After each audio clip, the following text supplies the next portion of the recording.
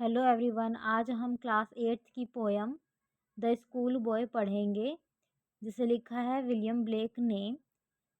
इस पोयम में उन्होंने एक स्कूल जाने वाले बच्चे की बात की है और उसको कंपेयर किया है एक पिंजरे में कैद पक्षी से। यानी एक स्कूल जाने वाला बच्चा कभी खुश नहीं होता। ऐसा लगता है जैसे वो एक पिंजरे में कैद पक्षी है जिसको आज़ादी नहीं है और घंटों तक उसको स्कूल में बंद रहना पड़ता है। I love rise in a summer morn. Morn का मतलब है मॉर्निंग। सुबह के टाइम पर मुझे गर्मियों में उठना अच्छा लगता है क्योंकि गर्मियों की सुबह सर्दियों की सुबह से डिफरेंट होती है। सर्दियों में बहुत नींद आती है, आलस आता है, मगर गर्मियों में उठना बहुत अच्छा लगता है। वो बच्चा बोल रहा है हमसे। When the birds sings on every tree, जब हर छोटे बड़े पेड़ पर चिड़िया के गाने की चहचहाने की आवाज़ आती है। द डिस्टेंट, और दूर कहीं। हंट्समैन, शिकारी।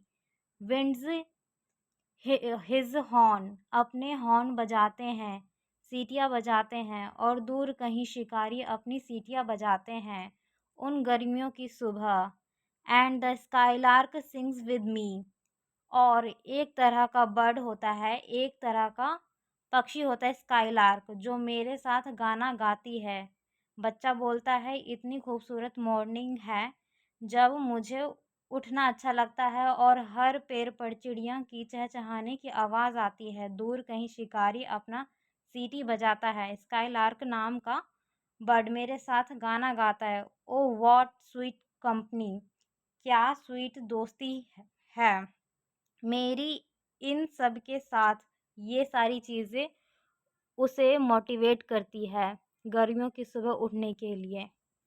लेकिन आगे वो बोलता है, but to go to school in summer morn, लेकिन गर्मियों की सुबह मुझे स्कूल भी जाना पड़ता है।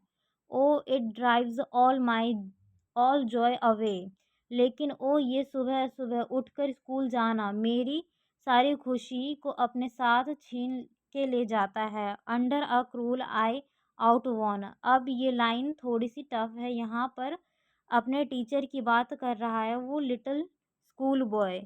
वो बोलता है कि मुझे क्रूल आई, ये क्रूल आई यहाँ पर टीचर की आंखों के लिए बोल रहा है। बच्चा कह रहा है कि उसकी क्रूर आंखों के नीचे मुझे पढ़ना पड़ता है। आउट वन का मतलब होता है ओल्ड। ओल्ड मतलब tradition, old tradition way of teaching. School जाके मुझे एक ऐसे इंसान की आंखों के नीचे पढ़ना पड़ेगा जिसकी आंखें बहुत क्रूल है। The little ones spend the day, उसके साथ के जो बच्चे हैं उनको भी ऐसे ही अपना दिन गुजारना पड़ेगा उसी टीचर के अंडर। इन साइंग एंड डिसमे, ये डिसमे का मतलब होता है अपसेट होना। वो बच्चा बहुत ही अपसेट है।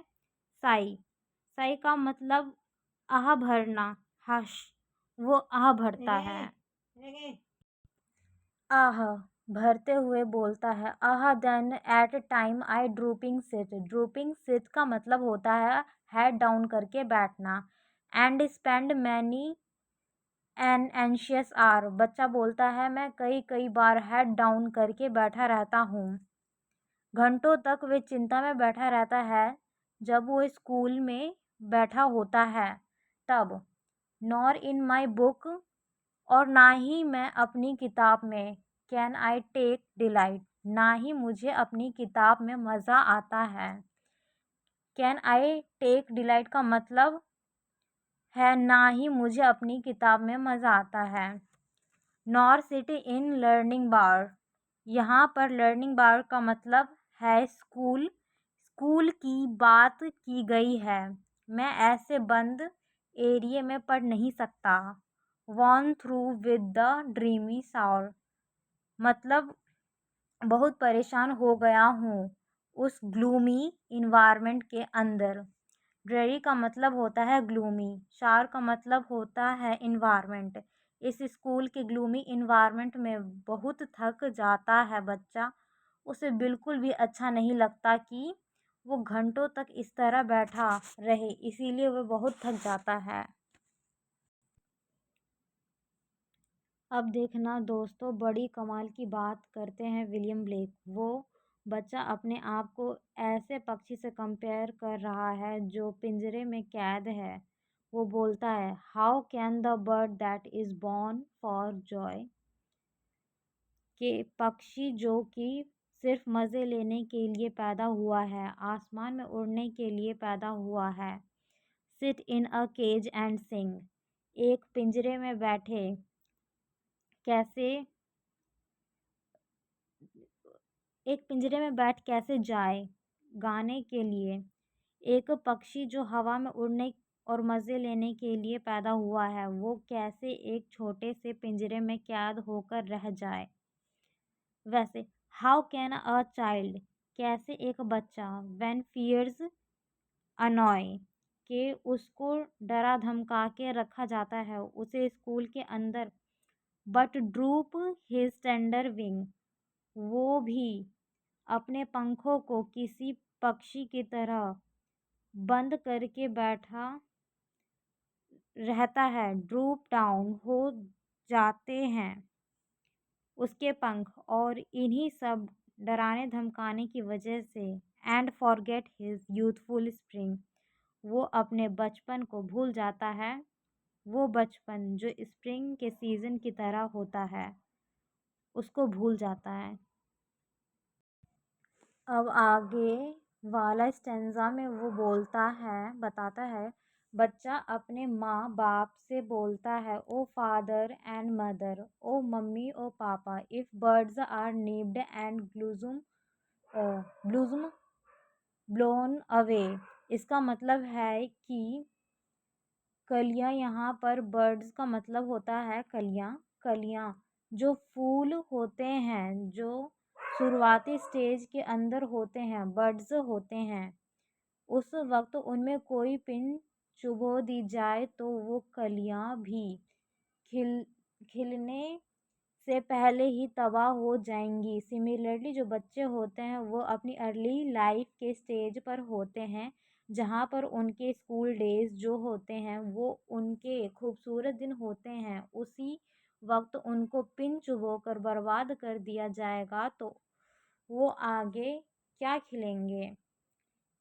And if the tender plants are stripped of their joy, अगर टेंडर प्लांट्स का मतलब छोटे छोटे प्लांट्स जो होते हैं उनसे उनकी खुशी छीन ली जाएगी।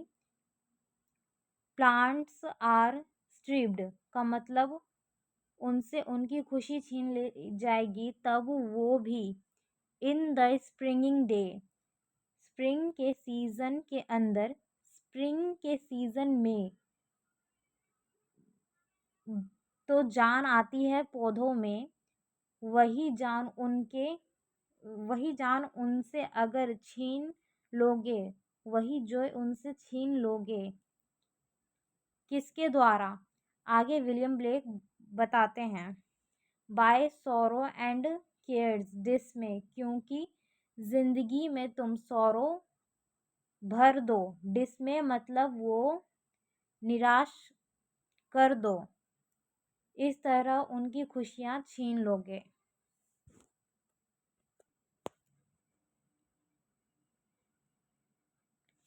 How shell the summer arise in joy और द समर फ्रूट्स अपीयर, गर्मियों की ये सुबह जो है ये कैसे कैसे खुशियाँ भरी होगी, और कैसे गर्मियों की इस सुबह में फ्रूट्स अपीयर होंगे, फल फूल कैसे खिलेंगे। सोचने वाली बात है ना कि तुम प्लांट्स को पहले ही बर्बाद कर दोगे तो फल फूल कैसे खिलेंगे, वैसे ही तुम बच्चों को पहले ही बर्बाद कर दोगे तो भविष्य कैसे बनेंगे। आई होप कि आपको ये पोम समझ में आई होगी।